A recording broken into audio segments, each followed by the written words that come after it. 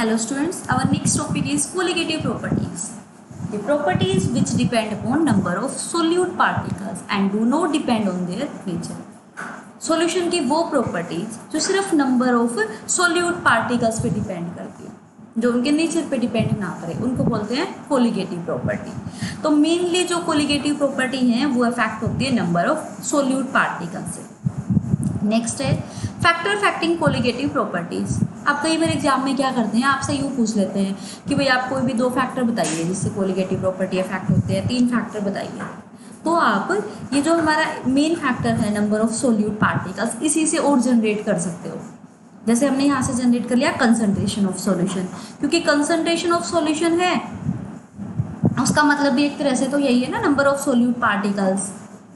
या फिर एसोसिएशन और डिसोसिएशन, पार्टिकल्स एसोसिएट हो जाएंगे तो भी किस पे इफेक्ट पड़ेगा, सोल्यूट पार्टिकल्स पे।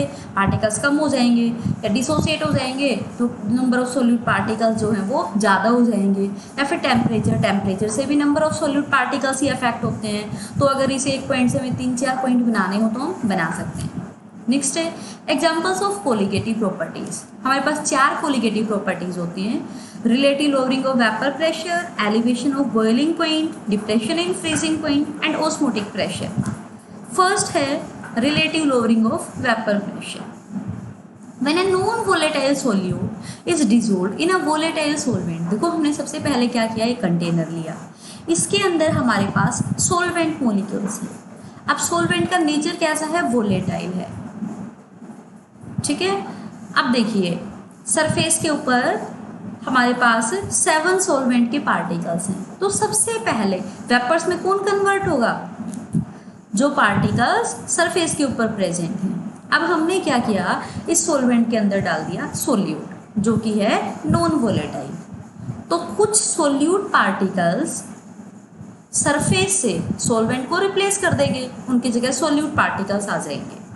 अब सोल्यूट पार्टिकल्स खुद तो है नॉन वोलेटाइल, अब सरफेस पे क्या है, सोल्वेंट पार्टिकल्स भी कम रह गए क्योंकि उनकी जगह तो सोल्यूट आ गए। तो वेपर प्रेशर क्या हो जाएगा, डिक्रीज हो जाएगा। इसी को बोलते हैं relative lowering of vapour pressure. Mathematically हम आगे देखेंगे। Let XA and XB are mole fraction. XA किसके मोल फ्रैक्शन है, सोल्वेंट के, and XB mole fraction of solute. PA naught जो है वो वेपर प्रेशर है प्योर सॉल्वेंट का, और PA vapour pressure of solution. ये नोट हम प्योर के लिए यूज करते हैं। Then according to Raoult's law PA is equal to PA naught XA। जो सॉल्यूशन का वेपर प्रेशर है वो किसके इक्वल होगा, PA नोट XA प्लस में PB नोट XB। लेकिन जो हमारा सोल्यूट है वो है नॉन वोलेटाइल, तो PB नोट की वैल्यू तो 0 होगी, तो इसके साथ वाली साइड टर्म 0 हो जाएगी। इसलिए हमने डायरेक्टली लिख दिया PA is equal to PA naught XA। अब हमें एक बात का पता है कि टोटल मोल फ्रैक्शन 1 के इक्वल होते हैं, means XA plus XB is equal to 1। तो XA की क्या वैल्यू आ जाएगी, XA is equal to 1 minus XB। अब हम यहाँ पे वैल्यू पुट करेंगे XA की जगह 1 माइनस XB। जब और हम इस ब्रैकेट को ओपन करेंगे तो ये इक्वेशन हो जाएगी PA is equal to PA naught minus PA naught XB।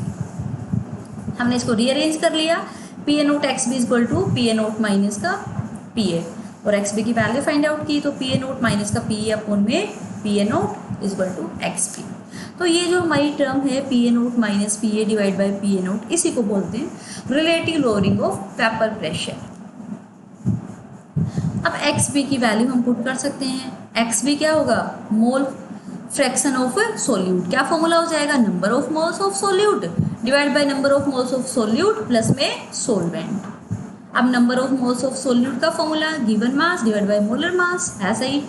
Number of moles of solute given mass of solute divide by molar mass of solute plus में number of moles of solvent का given mass of solvent divide by molar mass of solvent. ये हमें पता है कि जो number of moles हैं solute के वो काफ़ी कम होते हैं एज कम्पेयर टू सोल्वेंट, तो इनको हम नेग्लेक्ट कर सकते हैं। तो XB की वैल्यू बच गई ये वाली, इसको हम यहाँ पे पुट कर देंगे।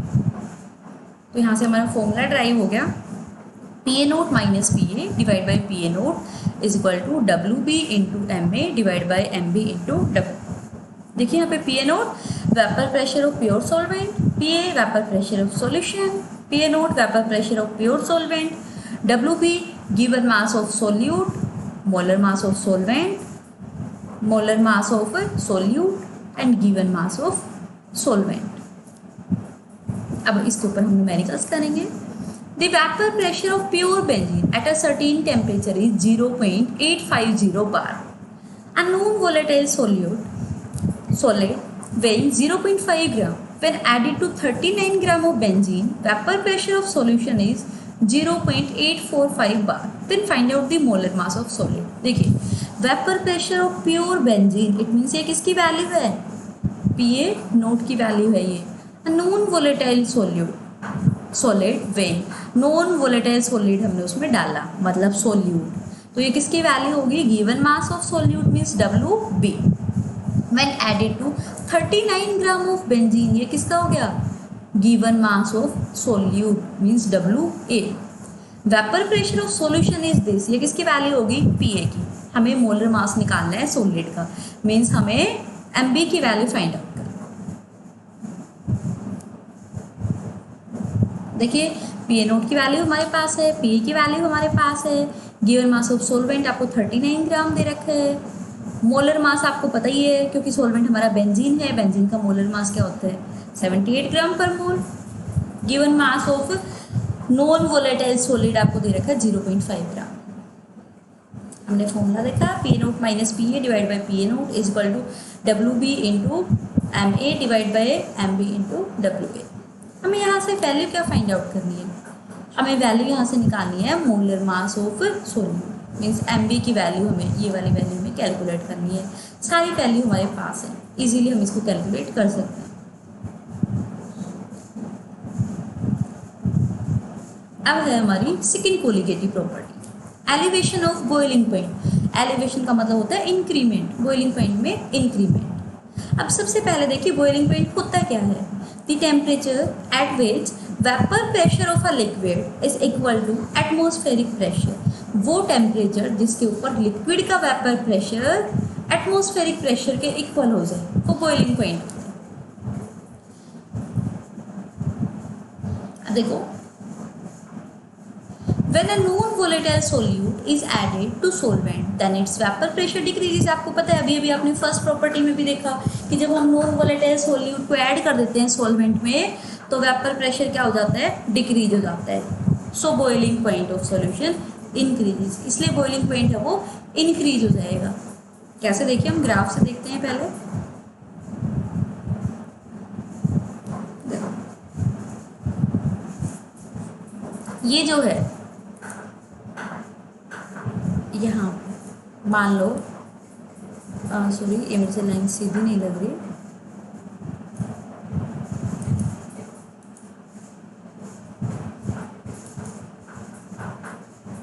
ये यहाँ पे जो है ये है हमारा, ये जो मैं लाइन खींच रही हूँ यहाँ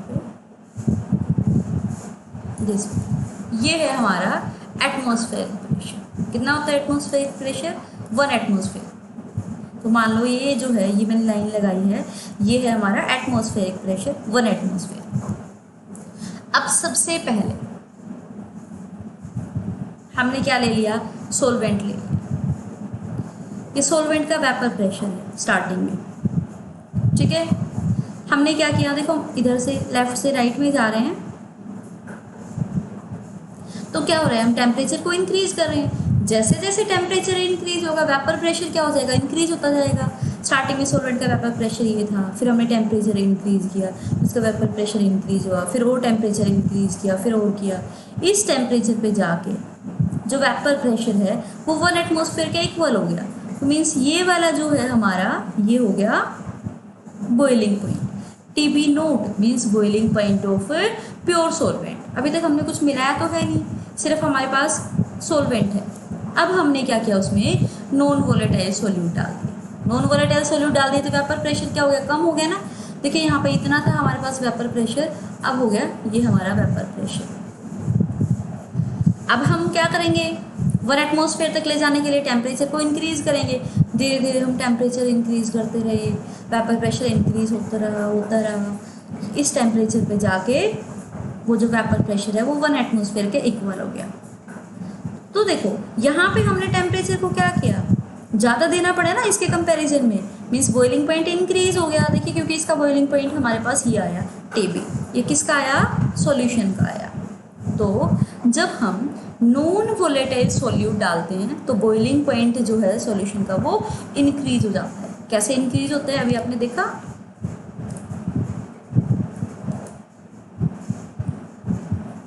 अब देखिए this increase in boiling point is known as elevation of boiling point. ये जो इंक्रीमेंट हुआ है बॉइलिंग पॉइंट में इसी को बोलते हैं एलिवेशन ऑफ बॉइलिंग पॉइंट। तो कितना इंक्रीमेंट हुआ हम कैसे निकाल लेंगे, delta TB elevation of boiling point, कितना एलिवेशन हुआ, TB boiling point of solution minus TB note boiling point of pure solute.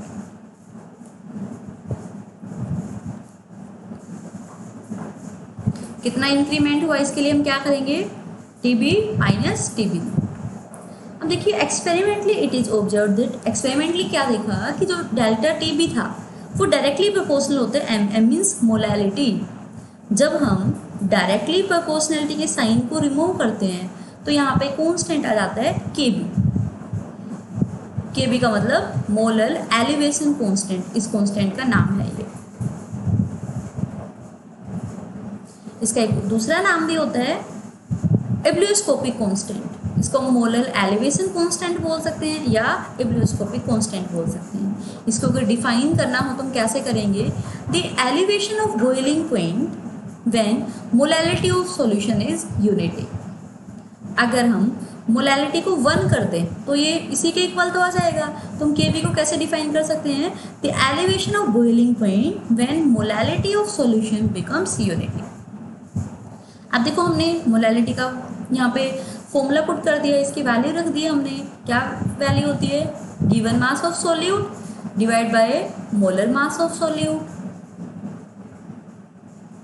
और divide by mass of solvent in kg. हमने डब्ल्यू ए की वैल्यू पुट कर दी। Unit conversion के लिए हमने साथ में 1000 यहाँ पे रखा हुआ है क्योंकि यहाँ पे जो आपको मास है वो जनरली ग्राम में मिलता है, तो केजी के लिए हम ऊपर 1000 कर दें।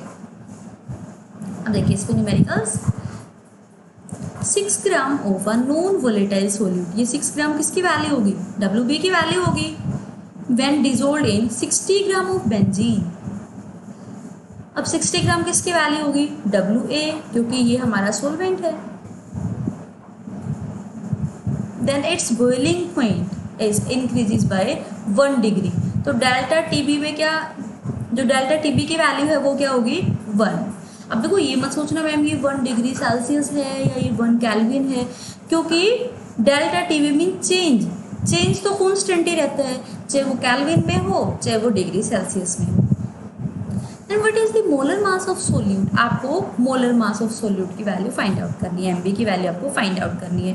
के भी आपको दे रखा है बेंजीन के लिए 2.53 केल्विन केजी पर मोल, ये केल्विन केजी पर मोल है, ये मोल इनवर्ट जो आपको दिख नहीं रहा तो आप इसको हमको पर लिख सकते हो। अब देखिए डेल्टा टीबी की वैल्यू, केबी आपके पास है,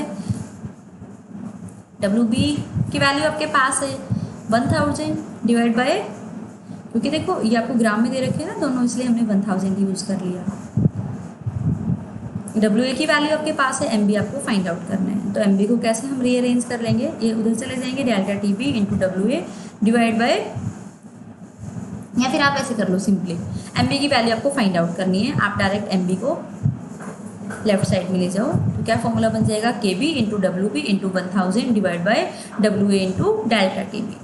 KB की वैल्यू 2.53, WB की वैल्यू आपके पास 6 है, WA की वैल्यू 60 है और आपके पास डेल्टा TB की वैल्यू क्या है, 1 है। सोल्व करोगे तो आपके पास आंसर आ जाएगा 253 ग्राम। तो ऐसे आप ये न्यूमेरिकल से सोल्व कर सकते हो इजीली।